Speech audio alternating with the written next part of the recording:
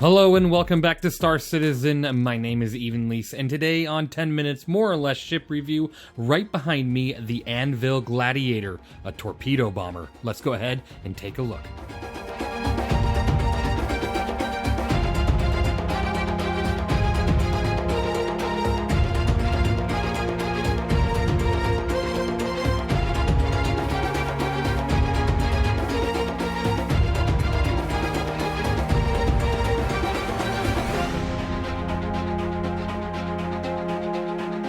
Alright, welcome back to another review. Today, the Anvil Gladiator. Now, before we get started with that, I just want to make sure you subscribe to the channel, because if you subscribe, you'll get notified of future reviews as well as future giveaways. And there's one that's ending actually tomorrow, so keep an eye out for the winner announcement on that, as well as more giveaways starting really soon. So make sure you're subscribed. And now, let's get back to this ship here, the Anvil Gladiator. This thing, when available, which is going to be really soon during IAE, is $165 on the Pledge Store, or if you buy it in-game, it's 4,365,900 aUEC, and it's available in the city of Area 18 on the planet of ArcCorp, which is pretty awesome. It's always available there, so go get this ship. It has had quite the glow up, this thing, since I last reviewed it.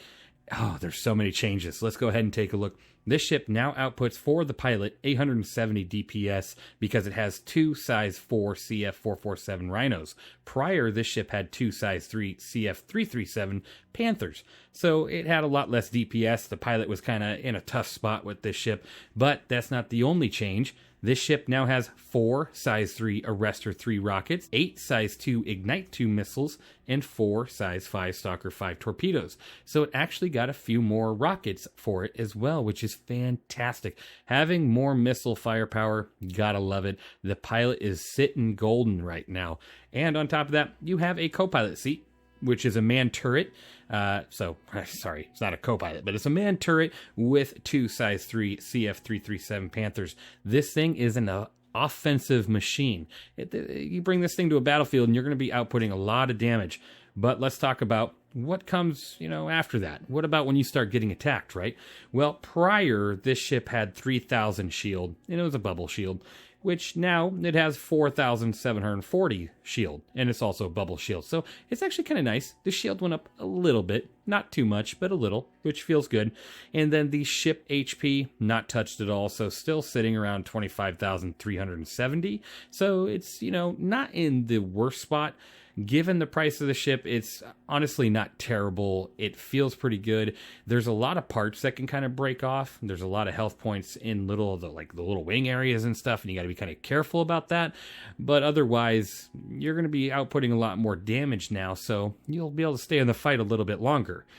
Now, moving past that, the ship did get kind of a, nerf per se. I wouldn't even call it a nerf. I hate that word because the game is nowhere near its balanced or, natural state for any of these ships. So I don't really like that word. But prior, it was 220 SCM as a top speed, but now it's 210 with a forward boost of 480. A backwards boost of 250, and a nav speed of 1,125. The prior nav speed was 1,150, so it wasn't too big of a hit. This ship isn't like a straight-up dogfighter. It's supposed to come in, attack its target with its big torpedoes, and then, maybe lay in a little bit with its big guns now, and then get out of there and kind of repeat that cycle without taking too much focus from the other, allied ships that could probably take a little bit more of a beating. So otherwise, this ship is just fantastic. It looks great. And previously, a lot of people wanted to fly it, but they felt like it was kind of given the short hand. But now this thing is just going to output that damage, and it looks fantastic. This thing has a real feel. It looks and it feels like an Avenger, like torpedo bomber or something. I can't get over how cool this ship looks, and I really appreciate that. Now, moving on, this thing does have a 40-40-130 pitch yaw roll. So 40 pitch, 40 yaw, 130 roll. The roll on this thing is phenomenal because of those massive thrusters that Anvil likes to put on their ships. And, well, this thing rolls really well. So, it's just kind of fun. You sit there and you make the turret gunner throw up all over the place. It does have 15 SCU of hydrogen fuel and 0.7 SCU of quantum fuel, so it went up a little bit on the quantum fuel side of things, so definitely not terrible there.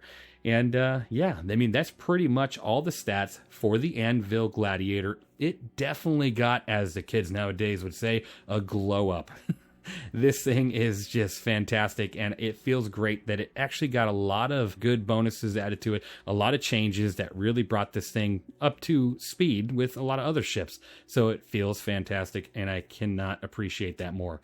Let's go ahead and jump into a battle and see how she performs against some AI targets. Now, as you can see, as I pull up to the bounty target here, I wasn't able to get a turret gunner. It's not this time around, which is too bad, but that's okay. Now, taking a look at this ship, it does have the 4 MFDs here. There is 2 more down below, but they're not visibly working at this time. And then you also have an ejection seat. If you needed to eject, you just go ahead and pull that right there, and you're good to go. Now, this ship does have a pretty high EM rating, so that is one thing to take into consideration right now while in quantum travel or nav mode. It is about 44,000. When it's not in there, it's around 20,000. So you are spotted from quite the distance. Now, let's go ahead and pull up to the bounty here, and let's start taking out some targets.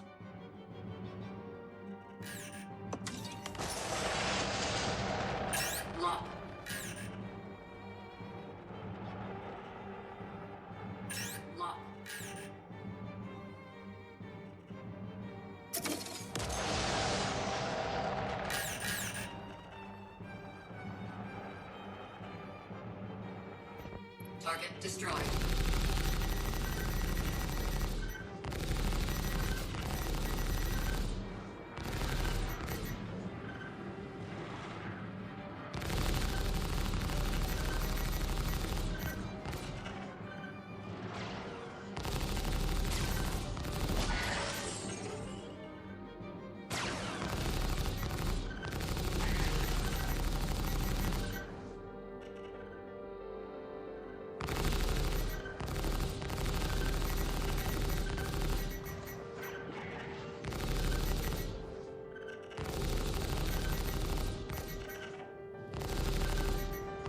Shields hit.